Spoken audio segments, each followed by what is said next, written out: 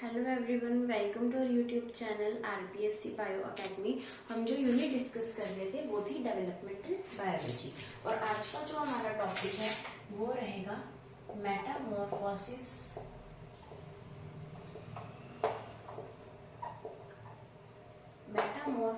Of frog. आज हम पढ़ने वाले हैं मेटामॉर्फोसिस ऑफ फ्रॉग, यानी फ्रॉग के अंदर किस तरीके से कायांतरण देखा जाता है। आज का हमारा टॉपिक ये रहेगा।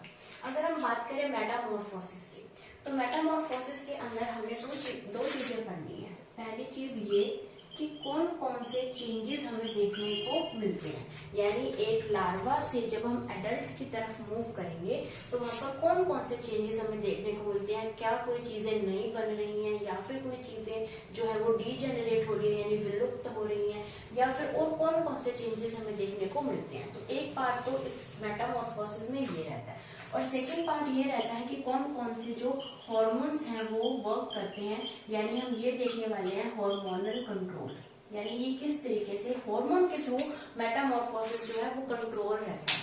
तो इसके टू पार्ट्स हैं, एक तो चेंजेस और एक हार्मोनल कंट्रोल, किसके? मेटामॉर्फोसिस ऑफ फ्रॉग के। तो आज के लेक्चर में हम देखने वाले हैं कि कौन कौन से चेंजेस हमें देखने को मिलते हैं, और कल के लेक्चर में हम देखेंगे कि किस तरीके से हार्मोनल कंट्रोल होता है एक मेटामॉर्फोसिस ऑफ फ्रॉग का। ठीक है, तो आज हम स्टार्ट करने जा रहे हैं कि कौन कौन से चेंजेस हमें देखने को मिलते हैं।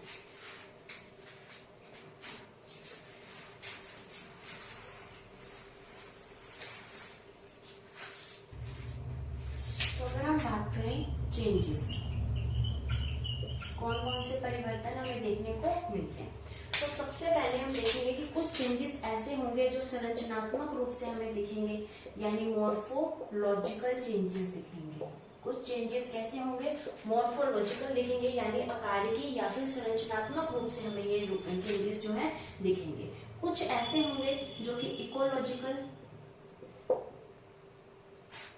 एंड बिहेवियरल, यानी उसके बिहेवियर के अंदर, उसके खान पान के अंदर, उसके रहन सहन के अंदर हमें चेंजेस देखने को मिलेंगे। तो उन चेंजेस को क्या बोलेंगे? इकोलॉजिकल एंड बिहेवियरल चेंजेस बोलेंगे। उसके बाद थर्ड जो इसका चेंज आएगा वो हम ये कह सकते हैं कि कुछ चेंजेस ऐसे होंगे जो कि बायोकेमिकल होंगे, बायोकेमिकल कह सकते हैं, एंड फिजियोलॉजिकल हम कह सकते हैं। तो बायोकेमिकल एंड फिजियोलॉजिकल चेंजेस जो हमें देखने को मिलते हैं किसके अंदर? Metamorphosis of frog. तो हमने मेटामॉर्फोसिस ऑफ फ्रॉग के अंदर फर्स्ट पार्ट चेंजेस इसका स्टार्ट किया, जिसके अंदर हम देख सकते हैं कि 3 तरीके के चेंजेस हम इसके अंदर पढ़ने वाले हैं। कुछ चेंजेस ऐसे होंगे जो हमें स्ट्रक्चरली दिखेंगे, उसे हम बोलेंगे मॉर्फोलॉजिकल चेंजेस। कुछ चेंजेस ऐसे होंगे जो उसके बिहेवियर के अंदर दिखेंगे, तो हम कहेंगे इकोलॉजिकल एंड बिहेवियरल चेंजेस। कुछ चेंजेस ऐसे होंगे जो उसके फिजियोलॉजी लेवल पर दिखेंगे, यानी बायोकेमिकल एंड फिजियोलॉजिकल चेंजेस। ठीक है, तो अभी हम स्टार्ट करते हैं फर्स्ट चेंज जो कि है मॉर्फोलॉजिकल। तो अब जो मॉर्फोलॉजिकल चेंज है, हो सकता है कि कोई जो हम उसको देख रहे हैं उसके अंदर कुछ चेंजेस ऐसे हों जो कि कैसे हो? प्रोग्रेसिव चेंजेस हो, यानी प्रगामी चेंजेस आने, मतलब कि जो लार्वा है वो कम डेवलप्ड होगा और जो एडल्ट है वो ज्यादा डेवलप्ड होगा। यानी कुछ चीजें जो है लार्वा के अंदर नहीं थी लेकिन एडल्ट के अंदर हमें देखने को मिल रही है, तो उन चेंजेस को बोलेंगे हम प्रोग्रेसिव चेंजेस। कुछ चेंजेस ऐसे होंगे जो कि होंगे रिट्रोग्रेसिव चेंजेस। रिट्रोग्रेसिव चेंजेस का मतलब है कि कुछ स्ट्रक्चर्स जो है वो लार्वा के अंदर प्रेजेंट होंगी लेकिन एडल्ट के अंदर वो क्या हो जाएंगे? डीजेनरेट हो जाएंगी, विलुप्त हो जाएंगी। और कुछ चेंजेस ऐसे होंगे जो कि कैसे होंगे? अडेप्टिव, यानी कुछ चीजें क्या हो जाएंगी? मॉडिफाई हो जाएंगी। कुछ चीजें क्या हो जाएंगी? मॉडिफाई हो जाएंगी। उन चेंजेस को क्या बोलेंगे? अडेप्टिव चेंजेस हम बोलेंगे। अडेप्टिव चेंजेस कुछ हमें देखने को मिलेंगे। तो ये प्रोग्रेसिव हो सकते हैं, रिट्रोग्रेसिव हो सकते हैं, और अडेप्टिव चेंजेस हमें देखने को मिलते हैं। और अगर हमें ओवरऑल पूछा जाए कि मेटामॉर्फोसिस ऑफ फ्रॉग कैसा होता है, तो ये ओवरऑल हमारा प्रोग्रेसिव होता है। तो कैसा मेटामॉर्फोसिस है? प्रोग्रेसिव मेटामॉर्फोसिस हमें देखने को मिलता है। ठीक है, तो अभी हम स्टार्ट करते हैं। सबसे फर्स्ट जो चेंज हम करने वाले हैं, morphological change.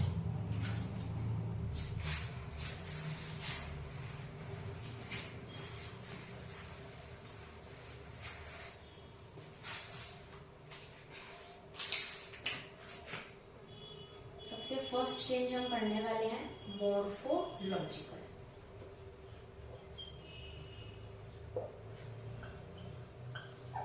Morphological morphological changes में भी सबसे पहले हम क्या पढ़ने वाले हैं, प्रोग्रेसिव।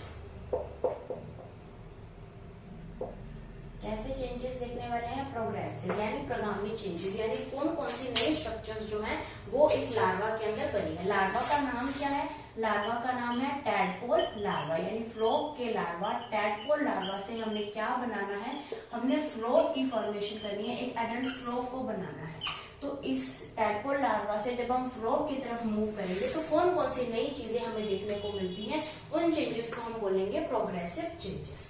ठीक है, तो सबसे पहला चेंज हमें यहाँ पर ये देखने को मिलेगा कि यहाँ पर हमारे पास इसकी जो टंग है वो कैसी हो जाएगी, प्रोट्रूसिबल। टंग कैसी हो जाएगी, प्रोट्रूसिबल। प्रोट्रूसिबल का मतलब है कि इसकी जो टंग है, इसकी जो जिह्वा है वो कहाँ से आगे से जो है वो अटैच्ड रहेगी और वो बाहर की तरफ फेंकेगा, यानी उसके मुंह के आगे की तरफ उसकी टंग अटैच रहेगी और बाहर की तरफ वो फेंकेगा। तो उसकी टंग कैसी हो जाएगी, प्रोट्रूसिबल हो जाएगी। ये कैसा चेंज है, एक प्रोग्रेसिव चेंज है। उसके अलावा हमें यहाँ पर देखने को मिलेगा hyoid apparatus.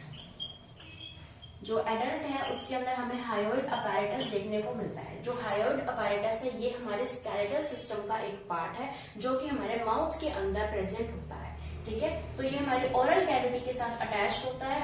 Hyoid apparatus skeletal system का पार्ट है और ये हमें देखने को मिलता है एडल्ट फ्रॉग के अंदर, जो कि टैडपोल लार्वा के अंदर एब्सेंट होता है। तो हमने कौन कौन से देखे, सबसे पहले हमने ये देखा कि इसकी जो टंग है वो प्रोट्रूसिबल हो जाती है, इसके अंदर हायोइड अपैरेटस हमें देखने को मिलता है, इसके अंदर हमें आई लैशेस देखने को मिल जाती है, यानी पलके हमें देखने को मिल जाती है किसके अंदर, एडल्ट फ्रॉग के अंदर, जो कि टैडपोल लार्वा के अंदर एब्सेंट थी।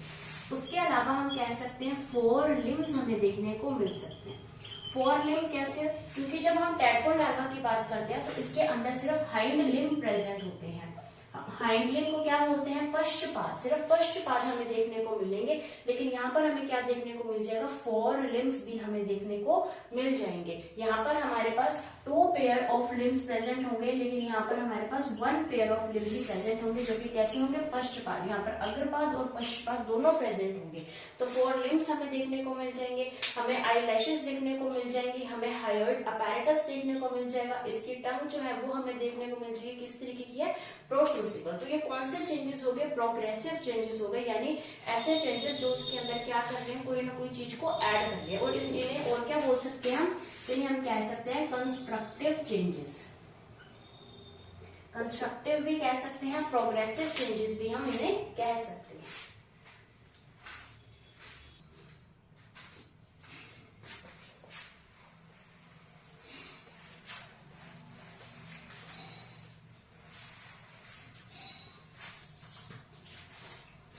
डिस्कस करते हैं कि कौन से रेट्रोग्रेसिव चेंजेस हमें देखने को मिलते हैं। रेट्रोग्रेसिव भी हम कह सकते हैं और हम ये क्या कह सकते हैं, destructive changes. Retrogressive and destructive changes हमें क्या देखने को मिलते हैं। तो इसके अंदर सबसे पहला जो हमें देखने को मिलता है कि टेल का डीजेनरेट होना। टेल क्या हो जाती है, डीजेनरेट हो जाती है। टैडपोल लार्वा के अंदर हमें टेल देखने को मिलती है, लेकिन एडल्ट फ्रॉग के अंदर टेल जो है वो डीजेनरेट होने लग जाती है, यानी हो जाती है फ्रॉग के अंदर। तो टेल का डीजेनरेट होना कैसा चेंज है, एक रेट्रोग्रेसिव चेंज है, एक डिस्ट्रक्टिव चेंज है। ठीक है, और इसे क्या बोला जाता है, नेक्रोबायोटिक मेटामॉर्फोसिस। वैसे कैसा मेटामॉर्फोसिस हो रहा है यहाँ पर, वैसे कंप्लीटली हम कह सकते हैं प्रोग्रेसिव मेटामॉर्फोसिस हमें देखने को मिलता है, लेकिन कुछ पार्ट्स का डीजेनरेट होना इसके अंदर वो क्या कहलाता है, नेक्रोबायोटिक मेटामॉर्फोसिस। ठीक है, वैसे ये कौन सा चेंज है, रेट्रोग्रेसिव या डिस्ट्रक्टिव चेंज है, यानी यहाँ पर क्या हो रहा है, डिस्ट्रक्शन हो रहा है, डिस्ट्रॉय हो रहा है यहाँ पर। ठीक है, सबसे पहले क्या डीजेनरेट हो जाती है, टेल डीजेनरेट होती है। उसके अलावा यहाँ पर गिल क्लेफ्ट्स, क्योंकि इसके पास क्या प्रेजेंट होते हैं, एक्सटर्नल गिल स्लिट्स प्रेजेंट होते हैं। अगर हम टैडपोल लार्वा की बात करें तो इसके पास पाए जाते हैं 3 pairs of external gill slits देखने को मिलते हैं। किसके लिए देखने को मिलेंगे, रेस्पिरेशन के लिए मिलेंगे। लेकिन जब वो एडल्ट हो जाएगा तो एडल्ट के पास उसके पास क्या आ जाएंगे, लंग्स आ जाएंगे, उसके पास क्या होगी, स्किन होगी, उसके पास बकल कैविटी होगी रेस्पायर करने के लिए। लेकिन टैडपोल लार्वा के पास क्या प्रेजेंट होते हैं, 3 पेयर्स ऑफ गिल स्लिट्स देखने को मिलते हैं। तो यहाँ पर जो गिल क्लेफ्ट्स प्रेजेंट थे, जो यहाँ पर पेरी ब्रैंकियल चैम्बर्स प्रेजेंट थे,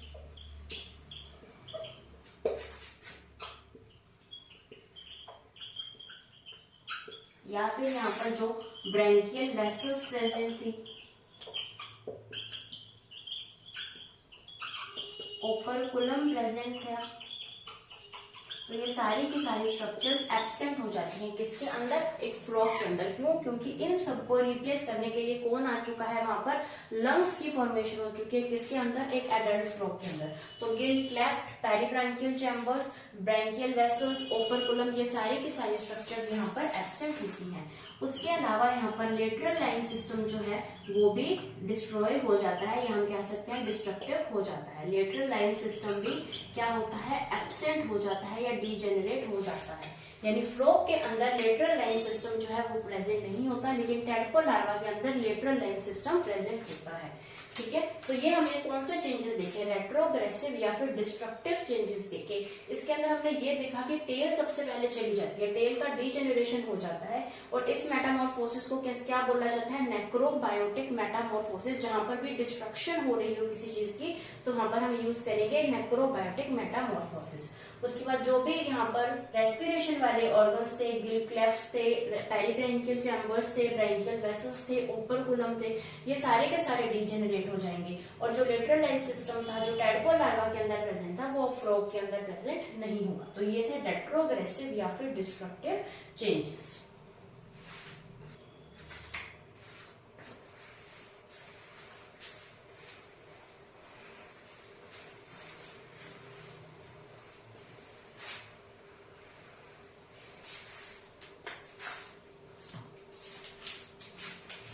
अभी हम देखते हैं कौन कौन से एडेप्टिव चेंजेस हमें देखने को मिलते हैं, यानी कौन कौन सी चीजों के अंदर यहाँ पर मॉडिफिकेशन हुई है, अब हम उसको देखेंगे। ठीक है, सबसे पहले हम डिस्कस करते हैं इसकी एपिडर्मिस। तो जो टैडपोल लार्वा की एपिडर्मिस थी वो बायलेयर थी, यानी उसकी एपिडर्मिस के अंदर कितनी लेयर प्रेजेंट थी, 2 लेयर प्रेजेंट थी। लेकिन अब क्या हो चुका है, इसके अंदर चेंज हो चुका है, अब ये कैसी हो जाएगी, मल्टी लेयर। 2 लेयर से कैसी हो जाएगी, मल्टी लेयर, प्लस कैसी हो जाएगी, कॉर्निफाइड। मल्टी लेयर होने के साथ साथ कैसी हो जाएगी, कॉर्निफाइड। कॉर्निफाइड का मतलब है कि यहाँ पर क्या हो जाएगा, यहाँ पर कैरेटिन का जमाव देखने को मिलेगा, यानी इसकी जो ऊपरी सतह है, ऊपरी लेयर है, उसके ऊपर कैरेटिन जो है वो स्टोर हो जाएगा। और कैरेटिन स्टोर होने से कैसी हो जाती है, लेयर ऊपर से हॉर्नी हो जाती है। इसका मतलब यहाँ पर एक डेड सेल की ऊपर वाली लेयर बन जाती है, जो कि कैरेटिन के स्टोर होने से वहां पर डेड सेल की लेयर बनती है, और ऐसी लेयर को क्या बोला जाता है, कॉर्निफाइड एपिथेलियम। तो यहाँ पर जो एपिथेलियम पहले एपिडर्मिस थी वो बायलेयर थी, उसके बाद जो एपिडर्मिस के ऊपर एपिडर्मल सेल्स थी, उसके बाद वो मल्टी लेयर हो चुकी है, यानी 2 लेयर। पहले सिर्फ ऐसी लेयर थी, लेकिन अब कैसे हो चुकी है, मल्टी लेयर हो चुकी है। और जो सबसे ऊपर वाली है इसके अंदर क्या जमा हो चुका है, कैरेटिन स्टोर हो चुका है, और कैरेटिन स्टोर होने से इसका नाम क्या दिया, कॉर्निफाइड एपिडर्मिस हो चुकी है, जो कि कैसी है, कॉर्नी है। ठीक है, तो सबसे पहला चेंज हमें यही देखने को मिला एपिडर्मिस के अंदर। उसके बाद हमें देखने को मिला कि यहाँ पर जो म्यूकस एंड सीरस ग्लैंड्स थे, म्यूकस एंड सीरस ग्लैंड जो है यहाँ पर वो कैसी हो चुकी है, डेवलप्ड हो चुकी है। हम कह सकते हैं कैसी है, प्रेजेंट है, फंक्शनल है, कंप्लीटली फंक्शनल। कौन सी ग्लैंड्स है, म्यूकस एंड सीरस ग्लैंड्स जो है इस जो स्किन के ऊपर प्रेजेंट होती है वो म्यूकस एंड सीरस ग्लैंड्स अब हमें वेल डेवलप्ड देखने को मिल सकती है, वो फंक्शनल हो चुकी है। उसके अलावा हमें क्या चेंजेस देखने को मिलते हैं कि पहले जो हार्ट था वो कैसा था, 2 चैम्बर था, अब हार्ट 2 चैम्बर से कैसा हो चुका है, 3 चैम्बर। हार्ट के अंदर भी चेंजेस आए हैं, 2 चैम्बर हार्ट से 3 चैम्बर हार्ट हो चुका है, यानी यहाँ पर क्या होंगे, 2 ऑरिकल्स होंगे प्लस 1 क्या होगा, वेंट्रिकल। तो 2 ऑरिकल एंड 1 वेंट्रिकल यहाँ पर प्रेजेंट होगा, 3 चैम्बर हार्ट प्रेजेंट होगा। पहले कैसा था, 2 चैम्बर हार्ट, यानी हम कह सकते हैं वीनस हार्ट। तो 2 चैम्बर हार्ट को हम क्या बोल सकते हैं, वीनस हार्ट पहले प्रेजेंट था, लेकिन अब कैसा हो चुका है, 3 चैम्बर हार्ट हमें देखने को मिल सकता है। उसके बाद हम कहेंगे कि इसका जो स्केलेटल सिस्टम था, या हम कह सकते हैं एंडोस्केलेटन, पहले कैसा था, कार्टिलेजिनस। कार्टिलेजिनस एंडोस्केलेटन से इसका एंडोस्केलेटन कैसा हो जाता है, कार्टिलेजिनस से इसका एंडोस्केलेटन हो जाता है बोनी। यानी एंडोस्केलेटन के अंदर भी चेंजेस आए हैं। जो पहले एंडोस्केलेटन कार्टिलेज का बना था, अब वो एंडोस्केलेटन किसका बना है, बोन्स का बना है। ठीक है, तो हमने कौन कौन सी चीजों के अंदर देखा कि सबसे पहला चेंज हमने देखा एपिडर्मिस, जो कि कैसी थी, 2 लेयर थी, अब कैसी हो चुकी है, मल्टी लेयर। कैसी हो चुकी है, कॉर्निफाइड। कैसे होगी, क्योंकि उसके अंदर कैरेटिन स्टोर हो गया, और ये लेयर कैसी होगी, डेड होगी। क्यों होगी, कैरेटिन की स्टोरेज की वजह से। तो कॉर्निफाइड यहाँ पर एपिडर्मिस देखने को मिलेगी। अब म्यूकस एंड सीरस ग्लैंड जो है वो फंक्शनल हो जाएंगी, वो उसके ऊपर प्रेजेंट होंगी। हार्ट जो था पहले 2 चैम्बर था, अब कैसा हो चुका है, 3 चैम्बर हार्ट। पहले कैसा था, वीनस हार्ट, अब कैसा है, 2 ऑरिकल प्लस 1 वेंट्रिकल से बना हुआ। यहाँ पर कार्टिलेजिनस एंडोस्केलेटन पहले प्रेजेंट था, लेकिन अब कैसा प्रेजेंट है, बोनी स्केलेटन यहाँ पर प्रेजेंट है। ठीक है,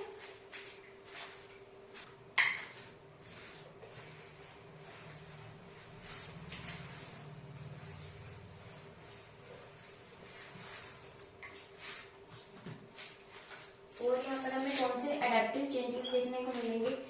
एक देखने को मिलेगा कि यहाँ पर जो एलिमेंट्री कैनाल थी, पहले जो एलिमेंट्री कैनाल थी वो उसकी बॉडी की 8 से 9 गुना थी। कितने मल्टीपल थी, 8 to 9 टाइम्स मल्टीपल थी किसकी, उसकी एलिमेंट्री कैनाल, उसकी बॉडी की। यानी जो टैडपोल लार्वा की बॉडी है उसकी 8 से 9 गुना एलिमेंट्री कैनाल यहाँ पर जो थी वो कोइल्ड थी, लेकिन जो एडल्ट है उसके अंदर कितनी रह चुकी है, 2 गुना। यानी एलिमेंट्री कैनाल कैसी हो चुकी है, घट चुकी है।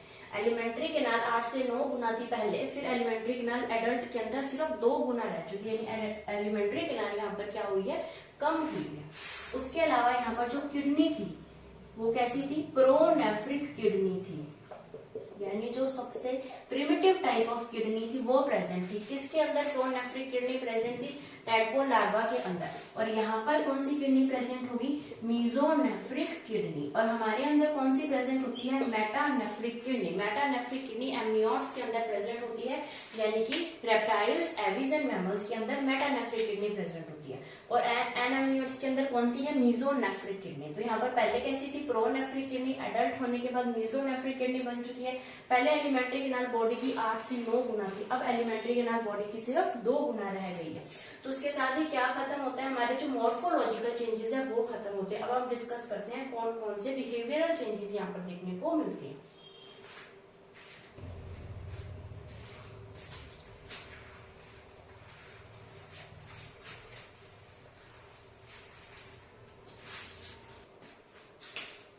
अभी हम देखते हैं सेकेंड चेंजेस,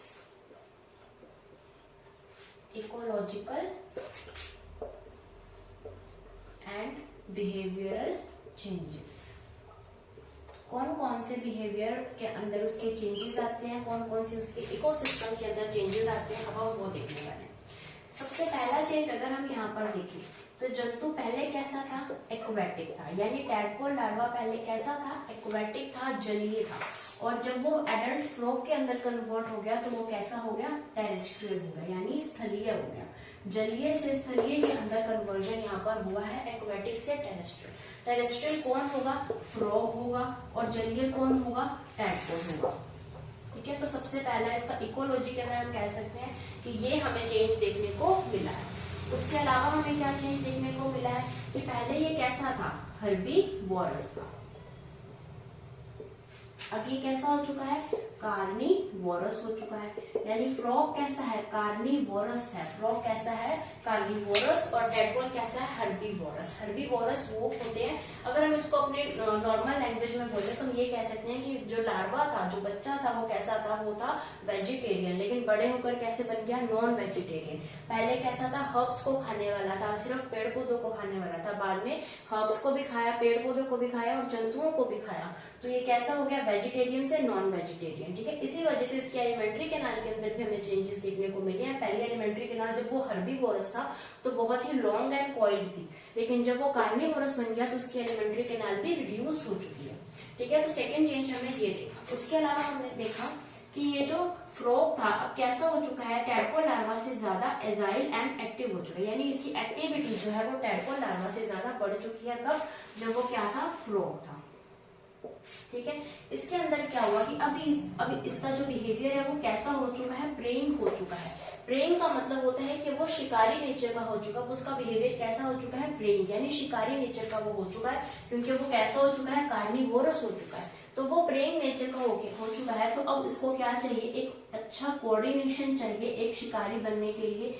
किसके अंदर कोऑर्डिनेशन चाहिए, बिटवीन सेंसरी ऑर्गन्स, यानी उसके जो भी संवेदी अंग है सेंसरी ऑर्गन्स के अंदर एंड उसकी मसल्स के अंदर। तो ये जो सेंसरी ऑर्गन और मसल्स के अंदर उसको जो कोऑर्डिनेशन चाहिए वो यहाँ पर वेल डेवलप्ड हो गया है। और ये कोऑर्डिनेशन उसको क्यों चाहिए, क्योंकि अब वो कैसा बिहेवियर हो चुका है उसका, प्रेइंग यानी शिकारी नेचर का हो चुका है। तो प्रेइंग नेचर होने की वजह से उसकी जो सेंसरी ऑर्गन्स है, उसकी जो आईज है, उसके जो ईयर्स हैं, ईयर्स के साथ हम ये कह सकते हैं कि इसके अंदर मिडल ईयर जो है वो भी इसके अंदर हम कह सकते हैं डेवलप्ड हो जाता है। मिडल ईयर टैडपोल लार्वा के अंदर एब्सेंट होता है, लेकिन मिडल ईयर एडल्ट के अंदर प्रेजेंट होता है। तो कोऑर्डिनेशन जो है सेंसरी ऑर्गन्स के साथ साथ मसल्स के अंदर बन जाता है, यानी जैसा वो फील करता है सेंसेस से उस तरीके से उसकी मसल्स रिएक्ट करती हैं। और ये कोऑर्डिनेशन उसका डेवलप हो जाता है क्योंकि उसका नेचर प्रेइंग हो चुका है, शिकारी हो चुका है। ठीक है, तो ये हमने देखे इकोलॉजिकल एंड बिहेवियरल चेंजेस जो होते हैं ड्यूरिंग मेटामॉर्फोसिस ऑफ फ्रॉग। अब हम देखते हैं कि थर्ड जो चेंजेस हैं जो कि फिजियोलॉजिकल एंड बायोकेमिकल चेंजेस है वो किस तरीके से होते हैं।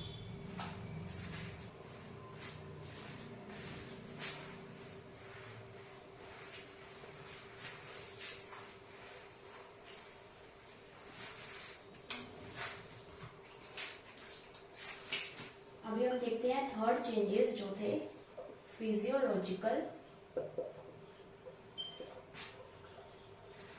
And biochemical changes.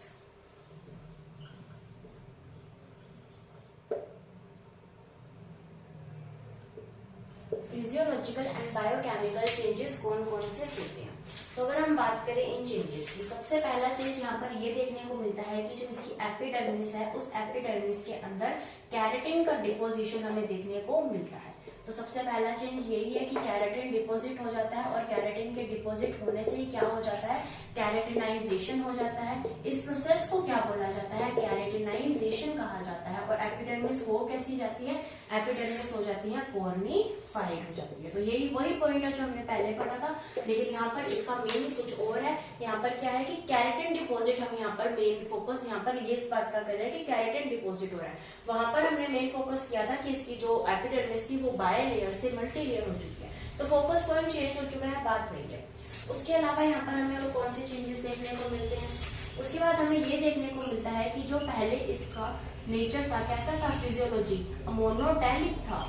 कैसा था ये, अमोनोटैलिक था। एक्सक्रीटरी प्रोडक्ट कैसा था, अमोनिया था। अब जब ये टेरेस्ट्रियल हो चुका है तो ये कैसा हो जाएगा, यूरियोटैलिक हो जाएगा। अमोनोटैलिक से यूरियोटैलिक हो जाएगा। पहले अमोनिया एज एक्सक्रीटरी प्रोडक्ट था, अब क्या है, यूरिया एज एक्सक्रीटरी प्रोडक्ट है। तो ये हमें इसकी फिजियोलॉजी के अंदर और चेंजेस देखने को मिले हैं। उसके अलावा यहाँ पर इसका जो ब्लड सीरम है, उस ब्लड सीरम के अंदर एल्ब्यूमिन जो है, एल्ब्यूमिन की अमाउंट जो है वो बढ़ जाएगी। ब्लड सीरम के अंदर एल्ब्यूमिन की अमाउंट बढ़ जाएगी फ्रॉग के अंदर। क्यों, क्योंकि इसको वाटर के साथ बैलेंस करना है। इसके अंदर जो वाटर है उस वाटर को बैलेंस करने के लिए, अपना संतुलन बनाए रखने के लिए इसके ब्लड सीरम के अंदर एल्ब्यूमिन की जो अमाउंट है वो बढ़ जाएगी। तो हमने कौन कौन से चेंजेस देखे, सबसे पहले हमने एपिडर्मिस के अंदर देखा कि कैरेटिनाइजेशन हमें देखने को मिलता है। इसकी ये जो अमोनोटैलिक था, अमोनोटैलिक से कैसा हो चुका है, यूरियोटैलिक हो चुका है। इसके ब्लड सीरम के अंदर एल्ब्यूमिन की अमाउंट बढ़ चुकी है क्योंकि इसने अपनी बॉडी के अंदर वाटर को बैलेंस करना है, इस वजह से।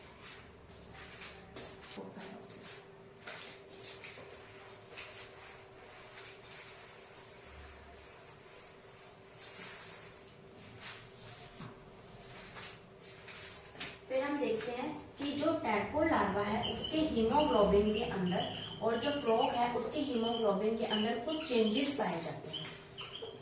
ये हीमोग्लोबिन ऑफ फ्रॉग है और वो हीमोग्लोबिन ऑफ टैडपोल लार्वा। तो इन दोनों के हीमोग्लोबिन के अंदर जो है वो चेंजेस पाए जाते हैं। क्या चेंजेस पाए जाते हैं, अगर हम बात करें हीमोग्लोबिन ऑफ टैडपोल लार्वा, तो इसके हीमोग्लोबिन के पास क्या होती है कि ऑक्सीजन लोडिंग की क्षमता ज्यादा होती है। ऑक्सीजन लोडिंग की क्षमता ज्यादा होती है और इसके पास ऑक्सीजन अनलोडिंग की क्षमता ज्यादा होती है।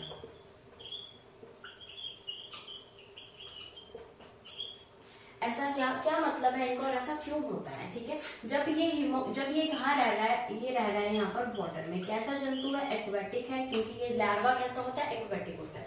तो जब वो एक्वेटिक है, एक्वेटिक यानी वाटर में रहने वाला है, तो वाटर में ऑक्सीजन की अमाउंट कैसी होती है, कम होती है। एयर की बजाय ऑक्सीजन की अमाउंट वाटर में कम देखने को मिलती है। तो इसके लिए हीमोग्लोबिन को ज्यादा वर्क करना पड़ता है और ज्यादा ऑक्सीजन को लोड करना पड़ता है अपने एक मॉलिक्यूल के ऊपर। तो ऑक्सीजन को ज्यादा लोड करना पड़ेगा, तो इसका हीमोग्लोबिन के अंदर ऑक्सीजन लोडिंग की जो अमाउंट है वो ज्यादा हो जाती है। लेकिन जब वो हीमोग्लोबिन ऑफ फ्रॉग की बात करें तो फ्रॉग कहाँ रहता है, फ्रॉग रहता है टेरेस्ट्रियल जंतु है, यानी स्थल पर रहेगा, यानी इसको एयर जो है वो सफिशिएंट अमाउंट में मिल रही है, यानी अब उसको ऑक्सीजन को लोड करने के लिए ज्यादा क्षमता की जरूरत नहीं है, लेकिन ऑक्सीजन को अनलोड करना अब उसको आना चाहिए। तो यहाँ पर क्या हुआ, ऑक्सीजन की लोडिंग ज्यादा थी क्योंकि कहाँ रह रहा था, पानी में। अब यहाँ पर ऑक्सीजन अनलोडिंग ज्यादा करनी पड़ रही है क्योंकि कहाँ रह रहा है, टेरेस्ट्रियल के अंदर रह रहा है। तो अब अगर बात करें हम हीमोग्लोबिन ऑफ फ्रॉग की, तो हीमोग्लोबिन ऑफ फ्रॉग के अंदर क्या होता है, इसके अंदर जो पॉजिटिव चार्ज वाले अमीनो एसिड्स हैं उनकी अमाउंट ज्यादा होती है, और जो नेगेटिव चार्ज वाले अमीनो एसिड्स हैं उनकी अमाउंट कम होती है। पॉजिटिव वाले अमीनो एसिड्स ज्यादा होते हैं, नेगेटिव वाले अमीनो एसिड्स कम होते हैं। पॉजिटिव अमीनो एसिड्स क्या होते हैं, जैसे कि हम कह सकते हैं लाइसिन, जैसे कि कह सकते हैं हिस्टामिन, हिस्टाडिन, जैसे कि हम कह सकते हैं लाइसिन हो गया, हिस्टाडिन हो गया, ये पॉजिटिव अमीनो एसिड्स हैं। तो इनकी अमाउंट जो है वो ज्यादा होती है किसके अंदर, फ्रॉग के हीमोग्लोबिन के अंदर। और अगर हम बात करें नेगेटिव अमीनो एसिड्स कम होते हैं, जैसे कि एस्पार्टिक एसिड, ग्लूटामिक एसिड, तो इन जो नेगेटिव अमीनो एसिड्स है इनकी अमाउंट तो कम होगी, जो पॉजिटिव अमीनो एसिड्स है इनकी अमाउंट ज्यादा देखी गई है किसके अंदर, फ्रॉग के हीमोग्लोबिन के अंदर। लेकिन यहाँ पर ऐसा कुछ भी नहीं देखा गया। यहाँ पर जो मेन चीज देखी गई है कि यहाँ पर सिस्टीन जो है, सिस्टीन इसके हीमोग्लोबिन में एब्सेंट होता है, लेकिन यहाँ पर सिस्टीन जो इसके हीमोग्लोबिन के अंदर प्रेजेंट होता है, ठीक है। तो हमने क्या देखा, हमने देखा इसका हीमोग्लोबिन, हीमोग्लोबिन के अंदर जो हीमोग्लोबिन ऑफ टैडपोल लार्वा है उसकी ऑक्सीजन की लोडिंग की अमाउंट ज्यादा है, लेकिन फ्रॉग के अंदर ऑक्सीजन की अनलोडिंग की अमाउंट ज्यादा है। क्यों, क्योंकि इनका जो है इन्वायरमेंट के अंदर फर्क आने से ये सारे चेंजेस हुए हैं। फिर इसके पास पॉजिटिव अमीनो एसिड की अमाउंट ज्यादा होती है, नेगेटिव अमीनो एसिड्स की अमाउंट कम होती है, और सिस्टीन जो है वो इसके अंदर प्रेजेंट होता है, टैडपोल लार्वा के अंदर एब्सेंट होता है, लेकिन फ्रॉग के अंदर ये जो है सिस्टीन इसके हीमोग्लोबिन के अंदर देखा जा सकता है।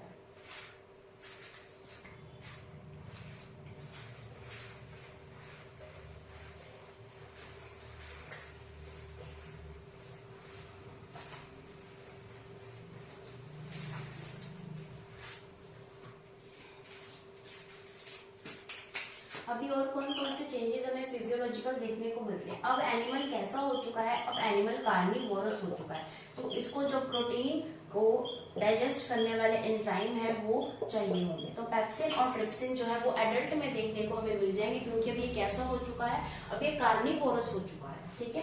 पहले जो टैडपोल लार्वा था उसके जो आई के अंदर जो पिगमेंट प्रेजेंट था वो प्रेजेंट था पोरफायरोप्सिन। कैसा पिगमेंट प्रेजेंट था, पोरफायरोप्सिन, और अब पिगमेंट कैसा हो चुका है, रोडोप्सिन हो चुका है। तो पोरफायरोप्सिन से रोडोप्सिन का जो पिगमेंट है आई पिगमेंट के अंदर कन्वर्जन हमें देखने को मिला है। और पोरफायरोप्सिन जो है विटामिन A2 का डेरिवेटिव है, और जो रोडोप्सिन है वो विटामिन A1 का जो है डेरिवेटिव है, ठीक है। और ये जो क्वेश्चन है ये असिस्टेंट प्रोफेसर में आ चुका है कि पोरफायरोप्सिन किससे रिप्लेस होता है, तो रोडोप्सिन से रिप्लेस हो जाता है, ठीक है। तो पोरफायरोप्सिन किससे कन्वर्ट हो चुका है, रोडोप्सिन से कन्वर्ट हो चुका है। उसके अलावा यहाँ पर जो पैनक्रियाज है, जो अग्नाशय है, वो कंप्लीटली एंडोक्राइन की तरह वर्क करना स्टार्ट कर देगा, कंप्लीटली एंडोक्राइन ग्लैंड की तरह वर्क करना स्टार्ट कर देगा, और इंसुलिन को रिलीज करना भी शुरू कर देगा। तो इंसुलिन सिक्रीट होना यहाँ पर शुरू हो जाएगा एक एडल्ट फ्रॉग के अंदर। पहले ये नहीं हो पा रहा था, लेकिन अब ये हो पा रहा है, ठीक है। तो हमने क्या देखा, फिजियोलॉजिकल और बायोकेमिकल चेंजेस में हमने देखा कि अब ये कार्निवोरस हो गया, तो प्रोटीन डाइजेस्टिंग एंजाइम्स इसके पास इसको चाहिए, तो पैप्सिन और ट्रिप्सिन जो एंजाइम्स हैं वो अब फ्रॉग के अंदर प्रेजेंट होंगे। पोरफायरोप्सिन जो आई के अंदर पिगमेंट था वो पहले कौन सा था, पोरफायरोप्सिन, अब आई के अंदर पिगमेंट रोडोप्सिन जो है वो कन्वर्ट हो चुका है। ये विटामिन A2 का डेरिवेटिव था, ये विटामिन A1 का डेरिवेटिव है। जो पैनक्रियाज है वो अब एक एंडोक्राइन ग्लैंड की तरह परफेक्टली वर्क करने लग जाएगी, और इंसुलिन का सिक्रीशन यहाँ पर स्टार्ट हो जाएगा।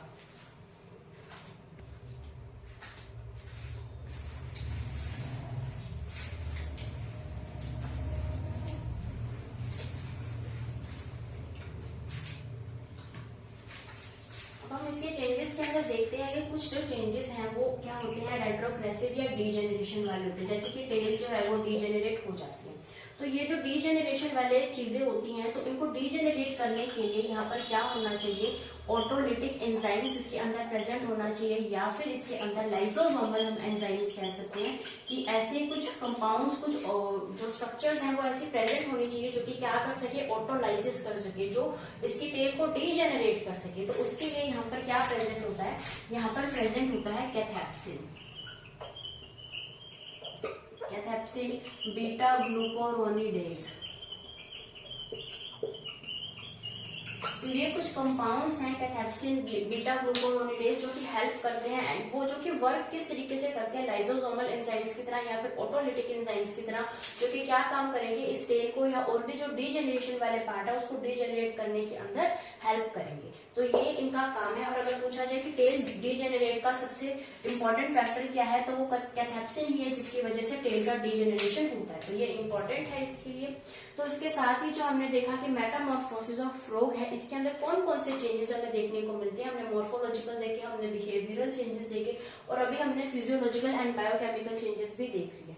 तो कल के लेक्चर में हम पढ़ेंगे कि किस तरीके से एंडोक्राइन कंट्रोल होता है, जो हम पढ़ते आ रहे हैं, आयोडीन की कमी से नहीं हो पाता, थायरोक्सिन हार्मोन की जरूरत होती है, तो वो किस तरीके से वर्क करता है कि वो मेटामॉर्फोसिस को जो है इफेक्ट करता है, वो हम कल के लेक्चर में पढ़ने वाले हैं। तब तक आप वीडियो को लाइक कीजिए, शेयर कीजिए, हमारे चैनल को सब्सक्राइब कीजिए। Thank you.